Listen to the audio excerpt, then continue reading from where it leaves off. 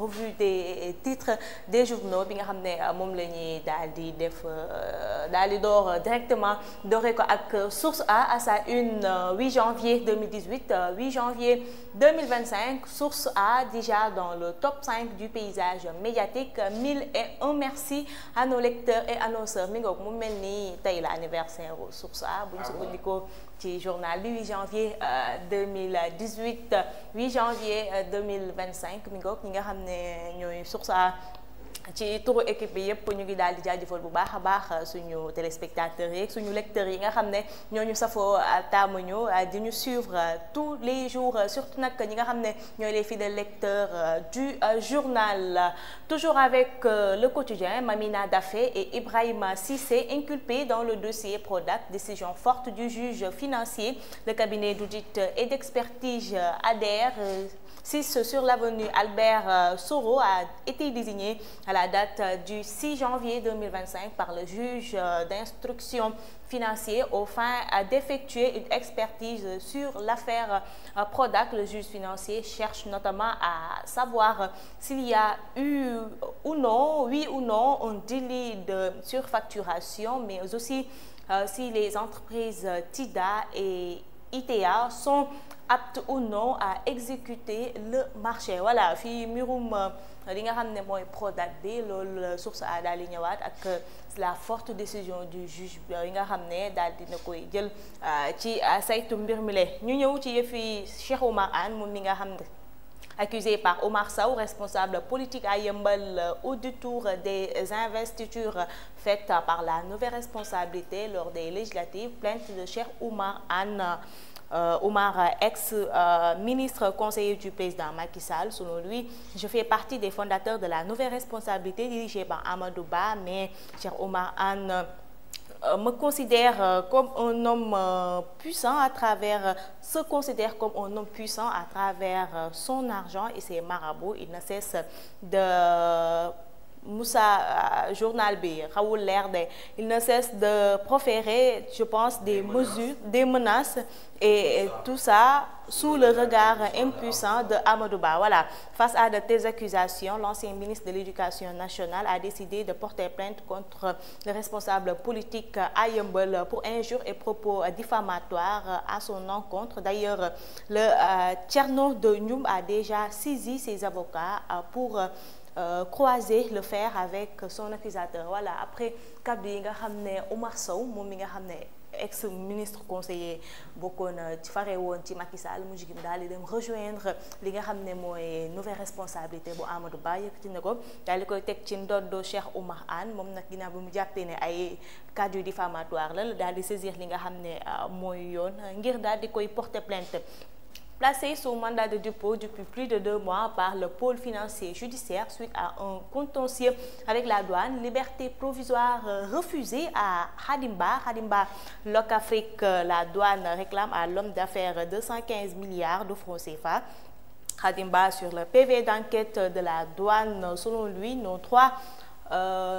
droit à me faire assister par mes avocats a été violé, ainsi que mon droit à organiser ma défense. Je conteste toutes les infractions et le déroulement de cette enquête. J'ai le droit fondamental d'organiser ma défense contre vos accusations. Voilà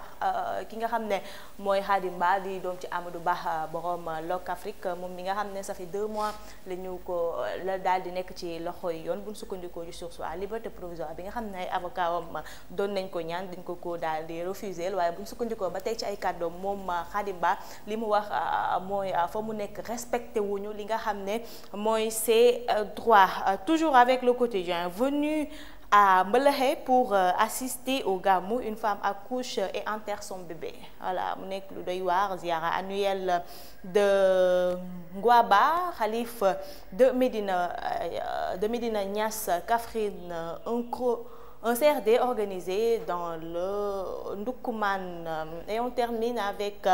le sport Amara Traoré une injustice réparée succession d'Aliou Cissé je pense que à la tête de l'équipe nationale mi nga li nga xam ne moo nekk tey ci source 1A bi xanaa rek source A bi xanaa rek ñu bàyyi Omar mu daal di ñu koy faram-fàccee ci ñu mu gën a yaatoo waaw Amina xam naa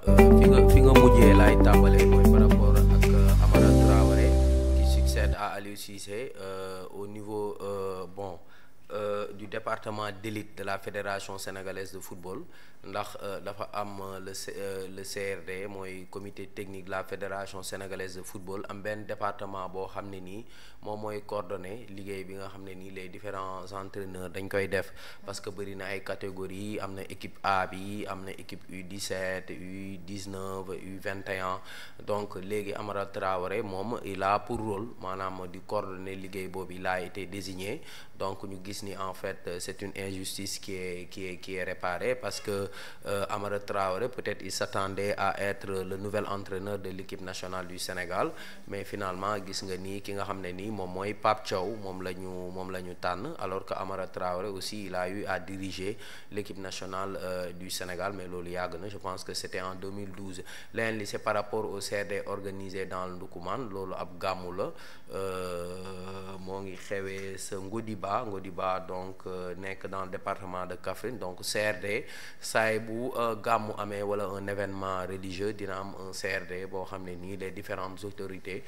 surtout les autorités administratives comme le préfet dañ koy teewee ak le maire ak yooyu pour waajal bés boobu donc mu doon loo xam ne nii en fait autorités yi ñoom dañ see am wàll bu rëy pour problème bañ a am par rapport à la sécurité par rapport à l'approvisionnement en eau. L'autre chose c'est par rapport à la dame qui est venue assister à Mbeuchelé à un gàmmu et que mu am foofu doom ba pare suul doom bi ci kër gi nga xam ne nii moom fa la logé woon donc loolu ça s'est passé à Mbeuchelé mu doon loo xam ne nii ñaaw na lool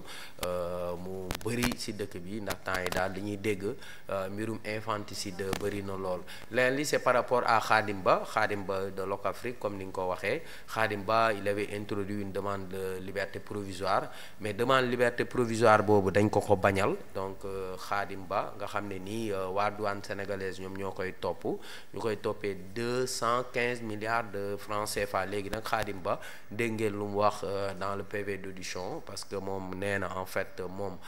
ni nga xam ne nii mooy àq ak yelleefam ba léegi kenn respecté wu ko ndax il n'a pas eu le droit de se faire assister par ses avocats parce que loolu da nga koy dégg sax des fois yenn avocats yi di ko wax ne nit moom boo ko jàppee rek avocat am dañu war a taxaw bu fekkee ni loolu amul loolu mën na indi li ñuy naan nullité de la procédure d'habitude mooy waral ngay gis yenn avocats yi bu yenn procès yi amee ñu di soulever ay exception de nullité donc Khadim Ba ki nga xam ne ni mooy Khadim Ba en tout cas pour le moment li nga xam ne ni mooy yaakaaroon na ko muy am liberté provisoire juge d'instruction bi bañal na ko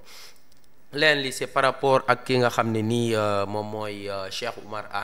Cheikh Oumar Anne qui a décidé de porter plainte contre Oumar Sow qui l'a accusé au détour des investitures faites par la nouvelle responsabilité moom Cheikh Oumar Anne nee na nag day porter plainte contre Omar Sow nga xam ne ex-ministre conseiller de Macky Sall moom dafa ne je fais partie des fondateurs de la nouvelle responsabilité dirigée par Amadou Ba mais Cheikh Oumar Anne se considère comme un homme puissant à travers son argent et ses marabouts il ne cesse de proférer des menaces à tout va sous le regard impuissant de Amadou Ba donc ki nga xam ne ni nag moom mooy Cheikh Oumar Anne moom dafa accusé dafa décider porter plainte contre Oumar Sow nga xam ne nii en fait dafa gis ni Cheikh Oumar Anne da ko accusé ci wàllum investiture yi gis ni moom daal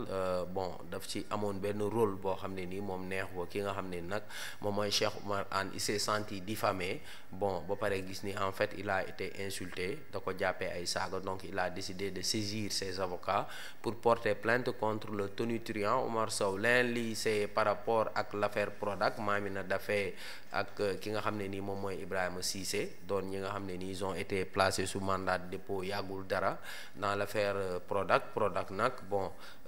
ay programme du domaine agricole communautaire mu doonoon ay bërëb yoo xam ne nii en fait dafa waroon am ay posture rurale am ay bërëb yoo xam ne nii en fait ça va permettre nga ñu mën fa amal li nga xam ne mooy agriculture ak élevage léegi nag am na ñoo xam ne nii dañ ne woon au lieu ñu construire ay domaine agricole communautaire parce que domaine bu ñu ko waxee lu yaatu la mais ay cœur de Dak rek la ñu defaroon maanaam xaalis bi ci waroon dem yëpp demu ci donc si loolu la ñu jàppee ki nga xam ne nii moom mooy Mamina Daffé ak Ibrahima Cissé affaire Prodac bi sax moo taxoon coow diggante Ousmane Sonko ak Mame Mbaye Niang parce que Ousmane Sonko si la yëkkati woon kàddu ba Mame Mbaye Niang porté ko plainte pour diffamation léegi nag bon le juge d'instruction il a décidé d'agir dans ce dossier là parce que ñi nga xam ne ni ñoom ñooy Mamina Daffé ak ki nga xam ne mooy Mamina Daffé ak Ibrahima Cissé actuellement ils sont placés sous mandat de dépôt léegi nag le juge il a décidé d'ordonner une expertise bi le cabinet d'audit et d'expertise ADR sur l'avenue Albert Sarraut moom la ñu désigné à la date du 6 janvier par le juge d'instruction au fin d'effectuer une expertise sur l'affaire Prodac. Donc le juge cherche notamment à savoir s'il y a eu ou non un délit de surfacturation mais aussi si les entreprises TIDA ak ITA sont aptes ou non à exécuter le marché donc mooy lu ñu doon wax rek affaire de surfacturation yeeg yooyu xaalis bi lañ ci waroon defuñu ci xaalis bi donc le juge il a ordonné une expertise léegi expertise boobu bu amee ñi nga xam ne nii ñoom ils sont chargés de l'expertise ñoom dinañ mën a wax ne li nga xam ne nii moom mooy Prodac xaalis bi moo fi génnoon xaalis bi lañ fi def ñii lii lañ déclaré woon ñii def nañ ko ci wala defuñu ko ci donc c'est très important ñu xaar expertise boobu lan lay joxe leneen li c'est par rapport ak le quotidien Source A donc qui a commencé à paraître le 8 janvier 2018 donc maintenant ça fait 7 ans Source A à 7 ans donc mu doon loo xam ne nii c'est l'anniversaire du quotidien donc qui a fait 7 ans dans le paysage médiatique donc mu doon un quotidien de référence maintenant qui est reconnu un peu partout à travers le pays et même au-delà donc c'est l'occasion de dire merci à nos lecteurs et aussi à l'équipe toute l'équipe tàmbale ci Seynabou Fall ñoom Ndeye Ami Pape Djibril Gaye Amadou Dia ainsi de suite ak aussi le directeur de publication Daouda Thiam donc c'est entre autres les sujets yi nga xam ne nii c'est à la une de Source A. Merci beaucoup Moussa ñu daal di jàll ci yeneen journaux yi. voilà Walf Quotidien la moom ci xëtam bu njëkk jox na kàddu ki nga xam ne mooy Abdoul Mbaye nekkoon fi ancien premier ministre voilà moom mi nga xam ne réagir na suite à la sortie de Sonko contre Macron les affaires étrangères un domaine réservé du chef de l'État moom il a fait un tweet après bi nga xam ne notre premier ministre Ousmane Sonko tontu na le président de la France d'ailleurs il a commencé par saluer li nga xam ne mooy réponse bi waaye boole na ci benn pic bi nga xam ne li mu xamal premier ministre rek mooy affaires étrangères yi c'est affaires étrangères yi domaine bi nga xam ne la dañ ko réserver au président de la République affaire des gardes du corps de Sàmm Sa Kàddu adversité avec Sonko ville de Dakar ak li nga xam ne mooy JOJ 2026 Barth tire dans le tas voilà dim moom mi doon def conférence de point de presse moom Barthélémy Dias ci kanam dinañ ci ñëw ci nu mu gën a yaatoo lépp li nga xam ne daal dina ko fay wax démb jëmale ko ci li nga xam ne mooy son avenir à la mairie de Dakar ainsi que JO yi nga xam ne dinañ ko amal dans un an fii ci Dakar Moussa ñu jàll ci beneen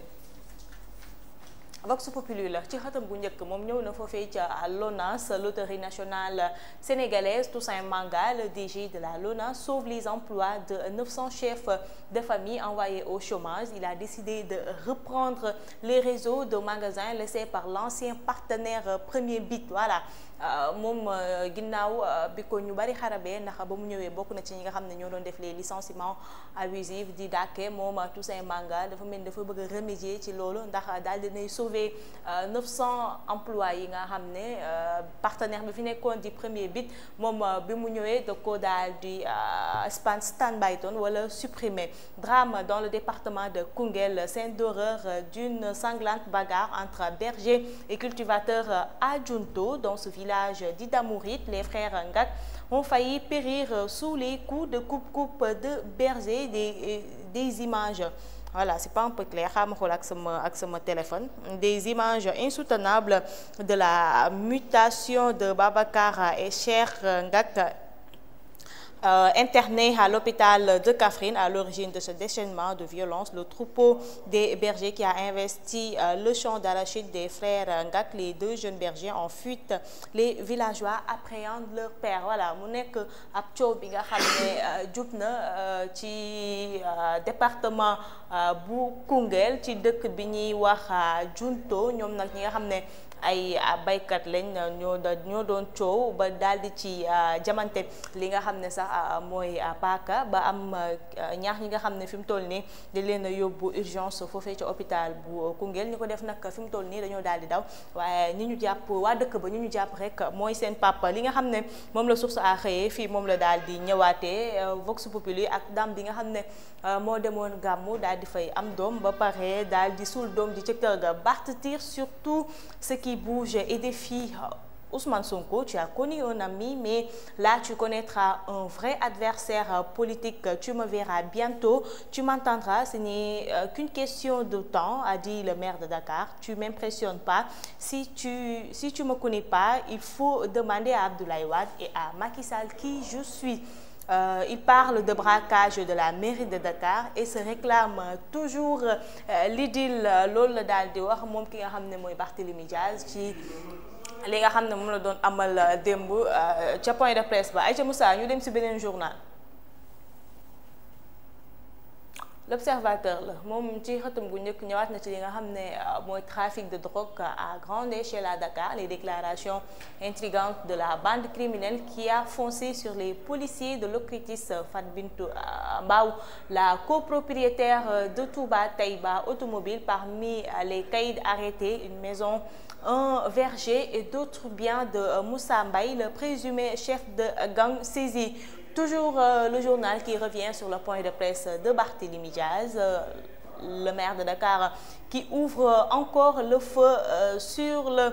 s'énonce et fonce sur Sonko. Débat public, l'empathie troublante de l'opposition, la stratégie d'évitement et le lourd silence sur le paysage politique. Reddition des comptes. Le parquet financier dans une enquête décisive, le juge d'instruction en charge du dossier Prodac en pleine phase d'investigation. Le cabinet d'audit et d'expertise d'Abdoulaye Dramé, expert comptable désigné afin d'effectuer une expertise dans un délai de 60 jours. Aïcha Moussa ñu dem ci beneen journal. Les Échos ci xëtam gu njëkk moom ñëw na ci mbiru Aminata Mbengue Ndiaye,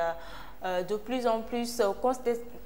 contesté par Serigne Mbaye Thiam, accusé d'avoir attendu de perdre son fromage ministériel pour penser aux jeunes. Les Échos qui revient sur l'affaire Prodac. Le juge ordonne une expertise des contrats et des prix fixés. Barthélémy Diaz, 80 milliards pour l'organisation des JOJ et l'héritage olympique. Barth descend en flamme à Diagana Ndiaye. Je serai l'absent le plus plaisant dans vos rêves et vos cauchemars. Pour les billets d'avion et la nourriture, il compte dépenser une vingtaine de milliards. Je refuse de polémiquer avec certains à cause de feu Tanor Dieng, mais s'il me pousse à bout, voilà, foofu la daal di am 3 points de suspension. Il est revenu aussi sur sa relation avec Ousmane Sonko. Tu as peut-être connu un ami, mais tu connaîtras un vrai adversaire politique. Loolu la daal di défier ki nga xam ne mooy le premier ministre. Aïcha Moussa ñu dem ci beneen. Le Soleil moom ñëwaat na ci li nga xam ne mooy la rationalisation des partis politiques, un projet à l'épreuve de la liberté d'association. waaye tamit ñëw na ci li nga xam ne mooy les bases militaires françaises en Afrique, de la fermeture à la déchirure. Selon Guiliaby, président du think tank Wati, les propos de Macron sur la paternité de cette décision ne correspondent pas à la réalité. Loolu la daal di wax. Aïcha Moussa ñu jeexalee ak yor-yor. Voilà ci xëtam gu njëkk ñëwaat na ci li nga xam ne mooy la prédation foncière à Ngor Almadi. Les Maliens Boubacar Yara et Ousmane Deng, attributaires respectivement de 1500 mètres carrés et 1224 mètres carrés des ponts du régime de Macky, impliqués dans l'acquisition scandaleuse de ces terrains, valeur de 1,5 milliard et 1,224 milliard de francs CFA lii la daal di yor xëye tey Moussa, n'est-ce pas, jeex na voilà jeex na mi ngoog li nekkoon li nga xam ne mooy la revue des titres. Sans plus tarder, nous allons enchaîner avec li nga xam ne mooy deuxième partie bu émission bi. Ci noonu la ñuy dalalee ki nga xam ne mooy Abdou Nguer daal di dugg dans le vif du sujet.